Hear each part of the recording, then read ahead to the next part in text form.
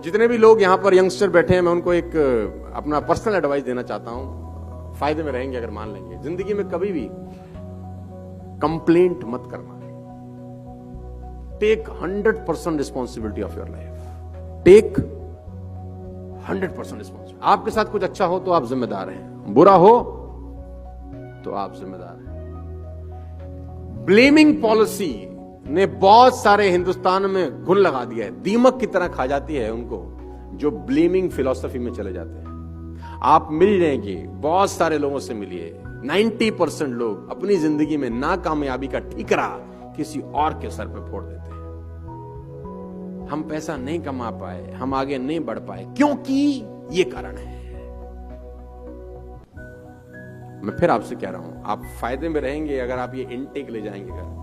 Take 100% responsibility of your life. Seeds are same, sunshine same, soil same. भगवान ने seed सबको एक जैसे दिए, सनशाइन सबको एक जैसी दी, सॉइल सबको एक जैसी दी।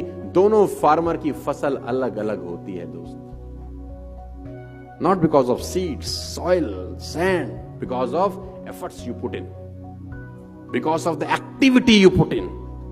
तो नेवर इन योर लाइफ कभी किसी और को रिस्पॉन्सिबल मैं ठहराना। एक लड़का लैंप के नीचे कुछ ढूंढ रहा है, एक लड़का रात को लैंप के नीचे, ऊपर लाइट जल रही है, कुछ ढूंढ रहा है। उसका दोस्त पहुंचा, उसने बोला सुरेश तू क्या ढूंढ रहा है? सुरेश ने कहा मेरे चाबी खो गई है।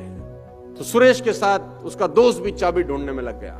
ढूंढे ढूंढे ढूंढे 10 मिनट हो गया, चाबी नहीं मिली। तो उसने सुरेश से पूछा, अरे भाई इतनी देर होगी, इतनी सी जगह है, चाबी कहां खोई थी? तो उसने बोला कमरे के अंदर। बोला कमरे में? घर में? तो यहां क्यों ढूंढ रहा है?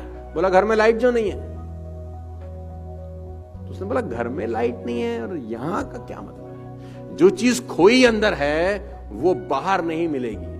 जो चीज खोई अंदर होती है वो अंदर ही ढूंढने से मिलती है। इसीलिए मैं बोलता हूं अपनी ही तलाशी लेनी है, अपनी ही तलाशी लेनी है। You are responsible for everything. और गालिब भाई साहब आपके लिए एक शेर अर्ज कर गए हैं कि ताउम्र गालिब ये भूल करता रहा, ताउम्र गालिब ये भूल करता रहा, धूल चेहरे पे थी आईना साफ करता रहा। ये याद रखिएगा, जिंदगी में आपको कभी तकलीफ नहीं होगी अगर आप जिंदगी में कामयाब हैं तो यू आर रिस्पॉन्सिबल। ना कामयाब हैं देन यू आर रिस्पॉन्सिबल। भगवान बुद्ध 12 साल के बाद यशोधरा के पास घर लौटते हैं।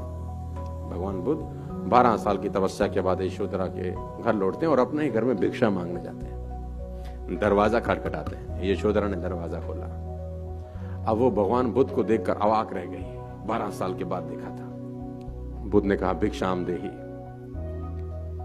तो यशोधरा को बहुत गुस्सा आया, क्योंकि बिन बताए गए थे, रात को उसको सोता छोड़ के चले गए थे।